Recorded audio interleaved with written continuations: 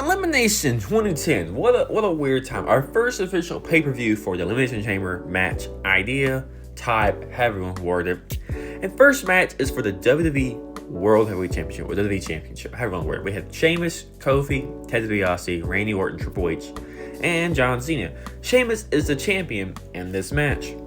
He beat Sam Fort back in December, I think, TLC, yeah.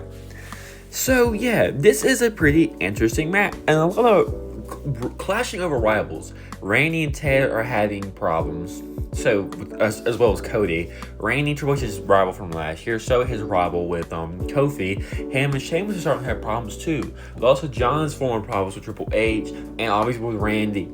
And, it's pretty cool how all these rivals are finally coming together full circle again after like a year or two. Pretty cool, I like that.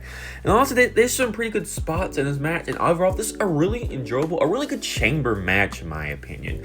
I'm not saying it's the best of the best, but you could say it's top 15. That's not a wild statement, Let's see, Ted DiBiase and Cody was faced Randy at this year's WrestleMania. And also, they would end up costing Randy the match because Cody would come out with a steel pipe, and Ted would hit Randy in the head, ka-dump, and it would end up leading to Ted going, you know what, screw it, I'm gonna pin Randy. Why would he think that's a good idea? Also, speaking of Ted DiBiase, whatever happened to that guy? Like, what is he doing now? Like, I sit here and I just ponder and I just think about it. Anywho, whatever. But yeah, Ted would, cover Randy. Randy's out. Cena would go on AA, Ted DiBiase and whatnot. And then Ted would get eliminated. But Kofi would hit him with Trouble Paradise. I'm sorry. I mixed it up, y'all. Then Sheamus would kick the shit out of Kofi. Then Kofi's out. So it's Sheamus, Triple H, and Cena. Triple H would eliminate Sheamus. Also, the pop Triple H got for eliminating Sheamus was crazy. Like, he's been getting cheered all night, but like, was Triple H really moving like that in 2010? Was I not really like, I saw this, I was watching wrestling during this time. I was like 6. But like, was he really moving like that? Like, I'd be forgetting, but damn. Shout Triple H for once, LOL. Then Triple H and Cena will have another face-off. Always have to see them having a face-off. And Cena will make Triple H tap out again. Jesus Christ. Moving like a darn demon in there. But honestly, great match. I mean, I know why Cena won. I'm not mad about that.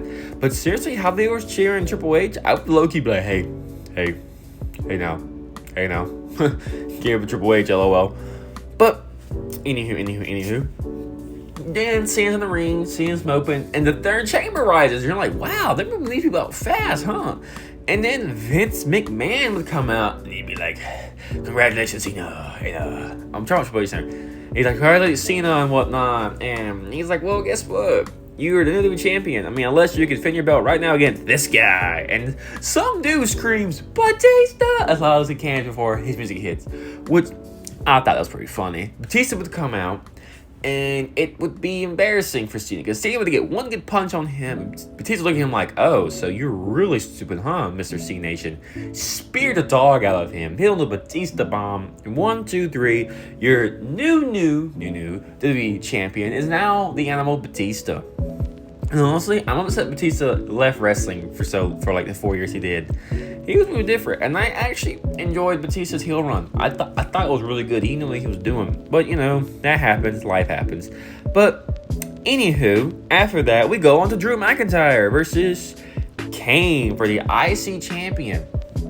Crazy enough, during this match, they mentioned Drew McIntyre was undefeated during all of this, and hasn't took a loss yet. And it was like, wow. They really want Drew to be the guy there in this time. Like, I know he was called the chosen one by Vince, obviously, but like, you generally forget how much they banked, or how much they believed in Drew being the guy this young. And he had the look, and he was not a bad wrestler. I mean, no offense, this match was kind of whatever. It was definitely a pay-per-view filler match, if that makes any sense, but it was still alright, to be honest. He poked Kane in the eye and hit him with a Future Shock DDT to steal the win. But overall, it's an okay match, about 13, 15 minutes long, something like that. You know, you want to rewatch it again, but it's cool. It gets the job done. It gets the people going, I guess you could say. But, anywho, next match. So, we were supposed to get Maurice and Gail Kim. Crazy. For the Divas Champion. And then Vicky Guerrero come out and go, excuse me, the SmackDown ladies are cooler. Then Michelle McCool and Layla would come out. And then have I guess, an okay tag match. But, you know, for the ladies, once they start to look good and interesting, the match ends, and Michelle McCool and them win.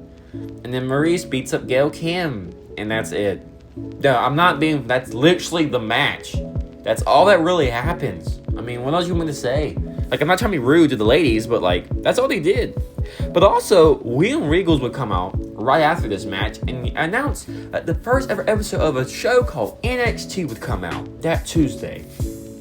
Weird. What happened in the NXT show? I guess we'll never know. I guess we're going on to our next match, huh? The Miz versus MVP for the United States Champion. And people forget, I did myself, I can't lie. The Miz and MVP as US Champion were both phenomenal reigns. Like, they were hooping. They know what they were doing with these belts. And then, honestly, the matches they had, pretty good. This was a great match. I enjoyed myself from getting in. MVP had Mark Henry. Miz had Big Show. And honestly, it was sweet.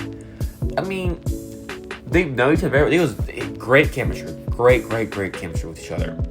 And honestly, I really thought MVP was going to win here. Also, The Miz gets his face busted open. And it looked pretty cool. Mark and Big Show fought outside. Big Show would send Mark Henry through the barricade. Then he would catch up out of nowhere and get MVP with a knockout punch. And Miz will capitalize and win the match. And honestly, the Miz Big Show tag team was kind of fun. I don't know if this is nostalgia talking, but it was fun. And because on the outside of the ring, the Big Show yells, he shoots, he scores. It's like, shut up, man. Shut up, you're white. But no, great match. I wish MVP won because I love MVP. But it's a great match, you know. You really can't say anything bad about it. But anywho, we go on to our main event. Alright, our main event is for the World Heavyweight Championship. And my boy Undertaker is the world champion. We got Rey Mysterio, John Morrison, Chris Jericho, Undertaker, CM Punk, and Mr. R-Truth. Honestly, Punk as a straight society was so cool. Like, I love him. He was such a good heel. He comes up with a promo, and R-Truth comes out and he sings his intro and jump. And him and R-Truth, what low-key hooping. They were going at it. You forget how great Ron Killens is as a wrestler. Because, you know, he's always just used as a comedy and a ha-ha funny, you know. But generally, man can move. But then CM Punk would pop up with a GTS. And it'd be like, ha-ha, take that, sucker. Then he would start cutting another promo in the goddamn ring. And then Rey Mysterio would come out. And it was crazy. But also, the thing I hate the most about chamber matches, you can tell when they're trying to get through it. Because Rey comes out, him and Punk goes at it. Then Rey eliminates CM Punk. And it's just like, oh, okay. Then Jericho comes out. Jericho almost eliminates Rey Mysterio. Then John Morrison makes the save on it, ironically. So yeah, and like that gets on my nerves because they were just dropping like flies essentially, and it was a good match. They kind of rushed through it, but I understand why. Because if you didn't know, this is a match Undertaker gets burned from his pyro. Jesus Christ, I just had a stroke there, folks. But it gets burned, and Chris Jericho talks about, I forgot on what podcast, that he could smell the flesh, like he could smell Undertaker burning essentially. So Taker, if you see him like moving so like anxiously, Jesus Christ, I'm struggling with my words this morning, in the chamber, it's because he's burning, okay? He is like crispy, alright? Crazy work. Essentially, that's what's going on. But anywho, we get down to Jericho and Taker. And honestly, they're not having a bad matchup, right? I'm actually enjoying myself. And then, you also forget, this is the same show where Mr. WrestleMania Shawn Michaels pops up from the chamber floor and tells Taker to Meet my boot, white man. And he's on that sweet chair music and helps Jericho win the belt. You're thinking to yourself, well, what's so crazy about that, Creed? Him and Jericho just had blood feud not even less than 2 years ago, trying to kill each other. That's how badly Shawn wanted to beat the streak. And honestly, what a way to get Taker to say yes. Because that pissed me. Imagine you're burning and like you're about to retain your belt like ease, and Shawn Michaels comes up from the goddamn floor like Kane, like your brother, and just tosses you your belt like it's nothing. Yeah, I'd be wanting to kill this man too. Like straight up, I respect it. I respect it. And this show was crazy. You got Batista being WWE champion. You got young Drew McIntyre. The announcement of NXT. Then you have Miz and MVP having a great United States Championship match. Then you have a new World Champion crown, Chris Jericho. And then you have the beginning of the end for Shawn Michaels' career, because this will get Taker to set his match at WrestleMania 26, and which will end up being the end of Michaels' career for about 9 years. But we don't talk about what happened. We don't talk about what happens. But yeah, what a great show. This show gets a 7.5 out of 10. It's or even a solid 8 out of 10. It was a great show. Not really any complaints. Enjoyed myself. I can nitpick, but like I actually had a nice time.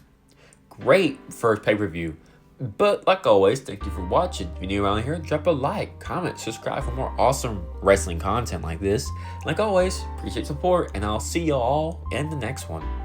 Peace out.